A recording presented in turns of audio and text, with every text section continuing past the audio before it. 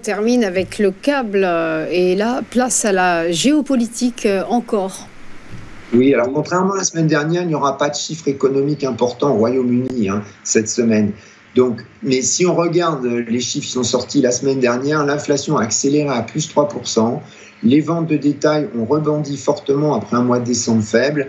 Et on a aussi un indice de confiance GfK des consommateurs allemands qui remonte après un point bas. Voilà, on a des chiffres qui sont relativement bons, quoi. La courbe des swaps Sonia montre que les traders institutionnels anticipent encore moins 52 points de base d'ici la fin de l'année. Alors, c'était moins 59 BP avant les chiffres la semaine d'avant. Donc, voilà, c'est un tout petit peu moins. Ça fait donc encore 2 baisses du taux directeur de la Banque d'Angleterre. Ça fera un taux terminal qui serait à plus 4%.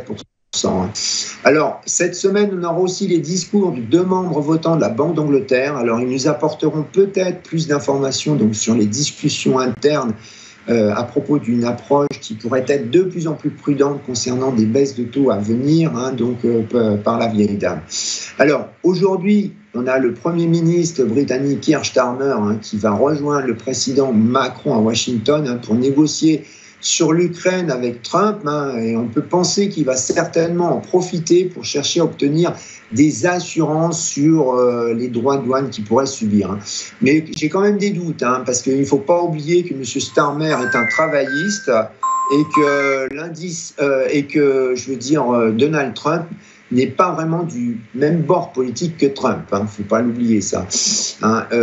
Bon, voilà. C'est donc plutôt la géopolitique qui devrait faire bouger le câble cette semaine et bien évidemment le corps PCE vendredi. Alors, côté analyse technique, on a le CAC qui a monté de 39 pips la semaine dernière dans la foulée des élections allemandes. Et on voit qu'il a monté cette nuit et qu'il redescend. Enfin, il a tendance à suivre l'euro. Bon, il ne faut pas oublier que l'Angleterre, même si elle est sortie de la zone euro, elle fait quand même partie de l'Europe et elle est concernée avec ce qui se passe en Ukraine.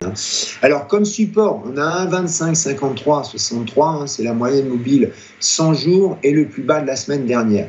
On a en dessous, on a 1,2297, 1,2332, donc voilà, on dit 1,23, 1,2330, quoi. Le plus bas du 11 février dernier, c'est aussi le ratio 50% de Fibonacci entre le plus haut de juin 2021 et le plus bas de septembre 2023.